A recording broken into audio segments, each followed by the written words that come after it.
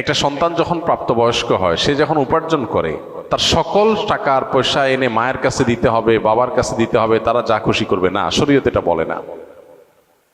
শরীয়ত বলে সম্পদ যে উপার্জন করেছে এর ব্যাপারে অধিকার একমাত্র তার। হ্যাঁ, উপার্জিত সম্পদ থেকে মার চলার জন্য, মার বেঁচে থাকার জন্য, সুস্থতার জন্য, চিকিৎসার জন্য যেটা প্রয়োজন সন্তান হিসাবে সাধ্য অনুযায়ী, মায়ের নিজের না থাকলে বা দেয়ার মতো ব্যবস্থা না থাকলে অবশ্যই সন্তানকে সেটা বহন করতে হবে। আর স্ত্রীর সর্বাবস্থায় স্বামী হিসাবে স্ত্রীর ভরণ পোষণ এটার ব্যবস্থা করতে হবে।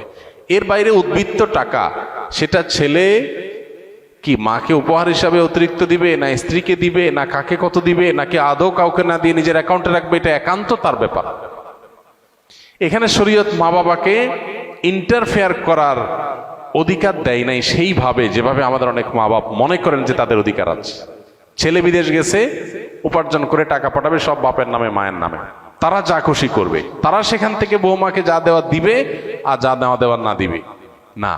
এভাবে আসলে ইসলাম মা বাবাকে এতটা অধিকার দেয় না যে সম্পদ সারা জীবন যা কামাই করবে সব বাপ মা যা ইচ্ছা তা করবে। জি না, এই সুযোগটা নেই। অনেক মা বাবা এটা জানেন না এবং এখানে অনধিকার চর্চা করেন তারা।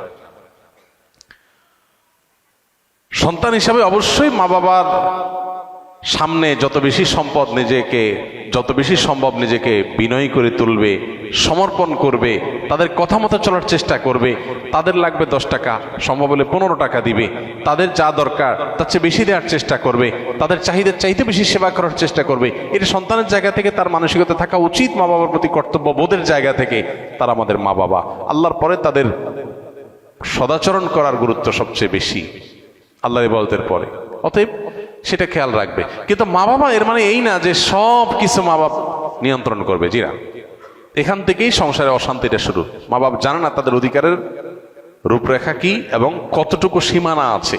এর বাইরে তারা মা বাপ হিসাবেও অধিকার চর্চা করতে পারে না বা তাদের ক্ষমতা তারা জাহির করতে পারে না। এটা আমাদের সমাজে জানাশোনা নেই। এই জায়গা থেকে সমস্যাগুলো তৈরি হয়। একটা হাদিস আছে, সেখান থেকে কিছুটা অনেকে ভুল বোঝেন। হাদিসটার হলো এই, নবী সাল্লাল্লাহু আলাইহি ওয়াসাল্লাম বলেছেন, আনতা ওয়া মালুকা লি আবিক, তুমি এবং তোমার যাবতীয় এবং সমুদয় সহায় সম্পদ সব তোমার বাপের, মায়ের, বাবা মায়ের। এই হাদিসের মানে অনেকে মনে করেন যে কেউ যা কামাই করবে সারা জীবন যত কিছু করবে সব বাপ মার।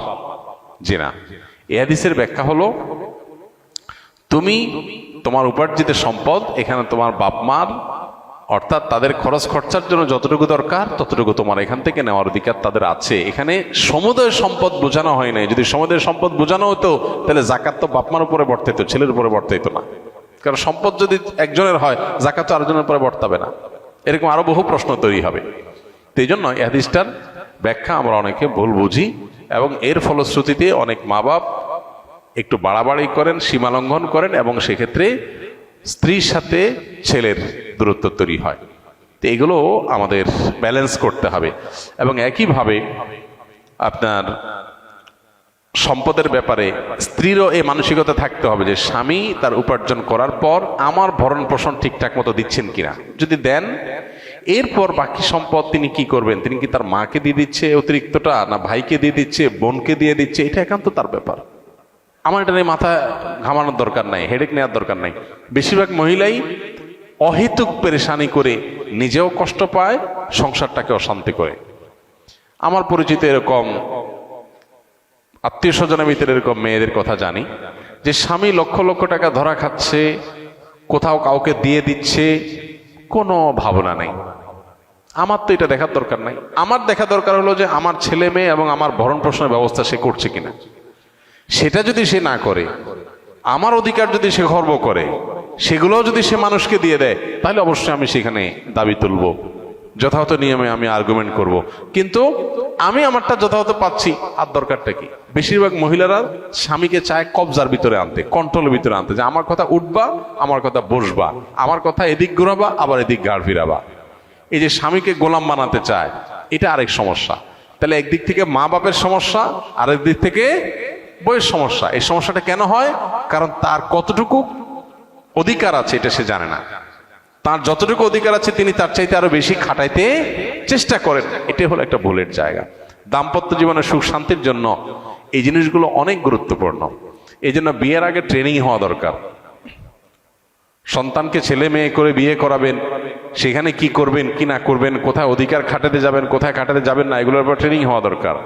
আমার অনেক দিনের স্বপ্ন ইনশাআল্লাহ এরকম একটা ট্রেনিং ডেভেলপ করার, যে বিবাহ ইচ্ছুক ছেলে মেয়েরা এই ট্রেনিং করবে। ডে লং ট্রেনিং হবে, পাওয়ার পয়েন্ট প্রেজেন্টেশন হবে, যে তারা দাম্পত্য জীবনকে সুখী করবার জন্য তাদের কোন কোন পলিসি পদ্ধতি অবলম্বন করতে হবে, চ্যালেঞ্জগুলো কিভাবে ওভারকাম করবে, এই সব বিষয়গুলো থাকবে ইনশাআল্লাহ। খুব শীঘ্রই আমরা এটা হয়তো ঘোষণায় যাব এবং এই ট্রেনিংটা শুরু করব। তো আমাদের বাসা বাড়িতে যে অশান্তিগুলো আছে, যে কলহগুলো আছে, আল্লাহ তাআলা সেগুলোকে দূর করার তৌফিক দান করুন। সবাইকে যার যার অধিকার, সবাইকে যার যার করণীয়গুলো আদায় করার তৌফিক দান করুন।